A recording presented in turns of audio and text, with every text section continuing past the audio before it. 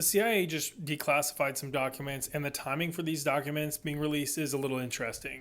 Here we have a snippet basically detailing how a visit from Joe Biden, who was the vice president of the US at the time, this is back in 2014-2015 timeframe, visited Ukraine, and Petro Poroshenko, the president, and members of his administration expected Biden to make a fairly meaningful speech.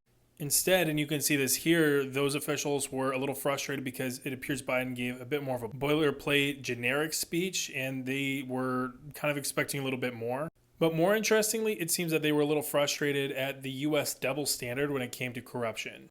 Of course, especially at the time, Ukraine was one of the more corrupt countries in the world as it kind of dealt with the fallout from Maidan and a lot of just institutional corruption from the Yanukovych regime. In 2014, 2015, still very early after Maidan, so a lot of the anti-corruption processes hadn't really kicked off in full swing yet. And while the US had criticized this, they also, a lot of US media had pointed out that Vice President Biden and his son Hunter Biden had some nefarious dealings, at least that they described, in Ukraine. So here we see Petro Poroshenko's officials basically frustrated that it seemed like the US had a different double standard whenever it came to their own members of their administration and their family versus members of Ukrainian institutions. At the end of the document, we see this addition from the president's daily briefer saying that he had just spoken to the vice president and the national security advisor, and they strongly preferred that this report was not disseminated to other intelligence agencies. And then also yesterday, we get a report from the FBI basically detailing how during his administration, President Biden had directed the FBI to spy on different Republican senators and representatives.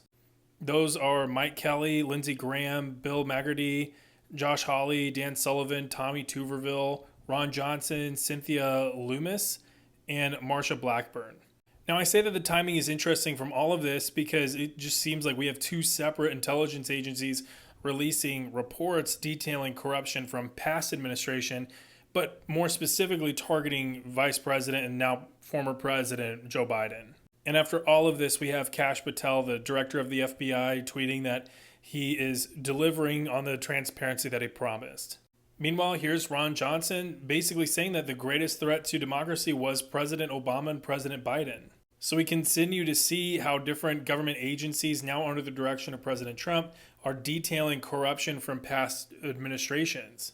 That's not to say that some of this information is not accurate. We have the documents here.